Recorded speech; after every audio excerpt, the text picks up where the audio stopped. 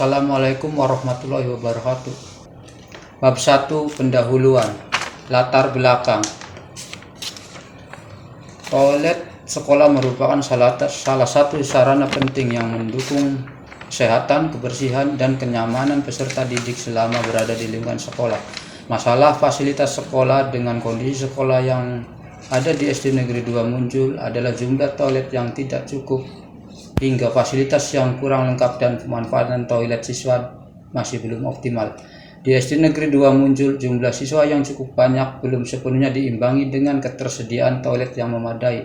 Kondisi ini menyebabkan antrean panjang pada waktu tertentu dan kurang terjaganya kebersihan dan kerusakan ringan pada fasilitas toilet.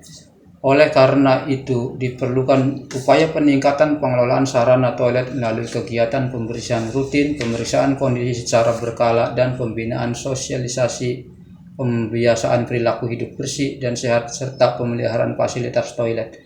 Maksud dan tujuan: memberikan informasi PPPK supaya dapat memahami tugas pokok dan fungsi di instansi tempat kerjanya. Melalui orientasi diharapkan PPPK dapat menyesuaikan diri dengan nilai-nilai budaya kerja instansi di lingkungan pemerintah Kabupaten Cirebon. Tujuan: 1. Pengenalan nilai dan etika pada instansi pemerintah. 2. Pengenalan tugas dan fungsi ASN. 3. Pemahaman dan penyediaan informasi PPPK yang baru diangkat. 4. Mampu mengaktualisasikan nilai-nilai dasar ASN dan dapat melaksanakan tugas yang menjadi kewajiban dalam melaksanakan program pemerintah di unit kerjanya. 5. Diharapkan mampu mengaktualisasi nilai-nilai dasar ASN berakhlak serta dapat melaksanakan tugas yang menjadi kewajiban dalam melaksanakan program pemerintah di unit kerjanya. Waktu dan tempat. Orientasi PPPK dimulai tanggal 25 Mei sampai dengan 30 Juni 2026 dilakukan dengan metode blended learning. Kemudian ada kegiatan Api Semangat Bela Negara yang bertempat di Kabupaten Majalengka. Bab 2. Nilai dan etika pemerintah Kabupaten Cirebon. Visi Kabupaten Cirebon adalah Cirebon beriman, bersih, inovatif, maju, agamis, dan aman. Misi bersih mewujudkan tata kelola pemerintahan yang bersih, melayani, akuntabel, dan profesional. Misi inovatif menciptakan ekosistem inovatif di lingkungan pemerintahan dan masyarakat. Visi maju membangun masyarakat modern yang tidak melupakan jati diri adat dan budaya lokal. Misi agamis memperkuat toleransi antar umat beragama serta mengamalkan nilai-nilai budi pekerti dan etika. Misi aman menciptakan lingkungan daerah yang asri, aman, dan nyaman untuk kehidupan masyarakat.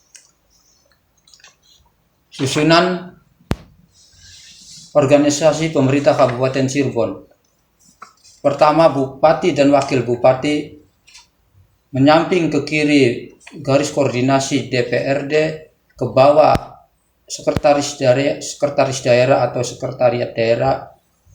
Di bawahnya ke samping staf ahli, ke bawah lagi inspektorat, BPBD, Badan Kesbang Pol, Dinas, Badan, Sekretariat DPRD, serta ke bawah kecamatan. Manajemen kepegawaian dan penilaian kinerja P3K. 1. Penetapan kebutuhan PPPK. 2. Pengadaan PPPK. 3. Pengangkatan menjadi PPPK. 4. Perjanjian kerja. 5. Pengembangan kompetensi dan pemberian penghargaan. 6. Disiplin PPPK. 7. Pemutusan hubungan kerja. 8. Cuti PPPK. 9. Perlindungan PPPK. Bab 3. Nilai dan etika OPD. Rencana strategis SD Negeri 2 Munjul. 1. Peningkatan mutu SDN 2 Munjul. Pelatihan berkala bagi guru untuk menguasai metode pembelajaran interaktif dan kurikulum merdeka. 2. Inovasi pembelajaran, pemanfaatan fasilitas dan ruang terbuka serta taman numerasi guna menciptakan suasana belajar yang menyenangkan dan dekat dengan logika. 3. Penguatan karakter, pembiasaan nilai-nilai profil Pancasila melalui kegiatan ekstrakurikuler dan budaya sekolah. 4. Sarana dan prasarana. Optimalisasi fasilitas pendukung sekolah untuk menunjang kenyamanan siswa dan efisiensi kegiatan belajar mengajar. Struktur organisasi SD Negeri 2 muncul. 1. Di atas kepala sekolah, ke samping garis koordinasi komite sekolah, ke bawah guru kelas dan guru mata pelajaran, ke bawah tenaga administrasi dan tenaga pengelola umum operasional. Tugas pokok dan fungsi PPPK. 1. Pengelolaan administrasi dan persuratan. 2. Pengelolaan kearsipan. 3. Pengurusan perlengkapan. 4. Pemeliharaan sarana dan prasarana. 5. Penyusunan laporan. Bab 4. Matriks rencana hasil kerja PPPK selama kontrak. 1. Pemeliharaan dan pengelolaan aplikasi lapangan. Tujuan kinerja untuk memastikan aplikasi yang digunakan dalam pekerjaan sehari-hari tetap berfungsi.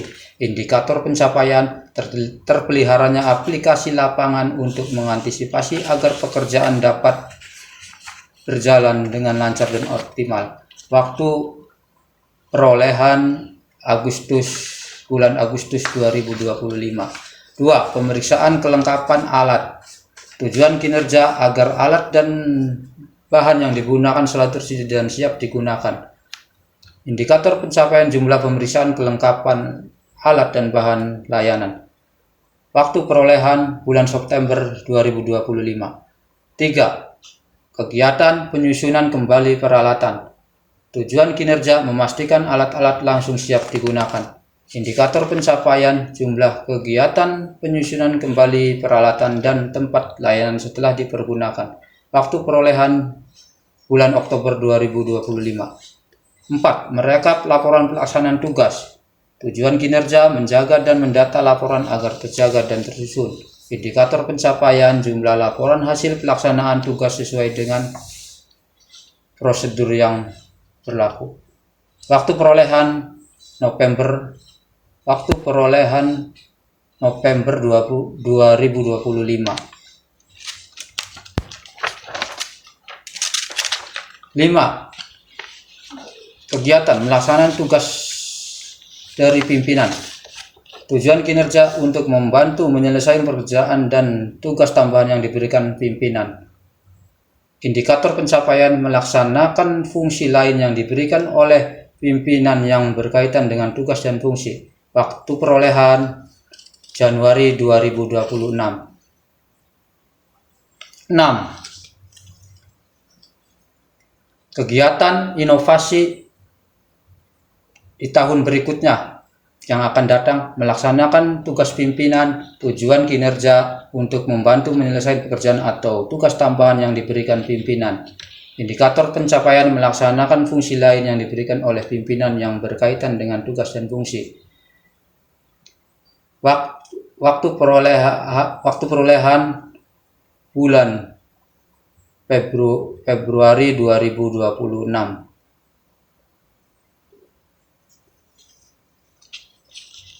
7. Kegiatan inovasi pada tahun 2027 yang akan datang, yaitu membantu menyeberangkan anak-anak datang ke sekolah atau di gerbang sekolah. Tujuan kinerja untuk keselamatan dan menjaga ketertiban jalan.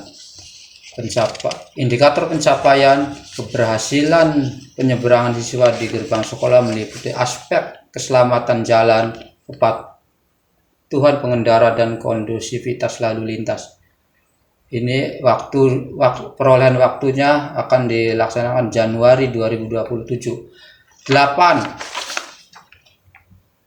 Inovasi yang ke-8 adalah pengadministrasian buku paket yang diterima atau yang datang atau yang masuk ke sekolah dengan baik. Tujuan kinerja untuk merapikan serta merapikan buku paket.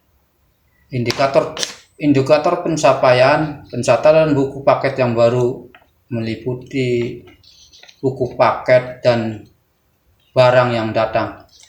Waktu perolehan Januari 2028. 9. Pemanfaatan ruang kosong atau halaman kosong untuk dijadikan taman kecil.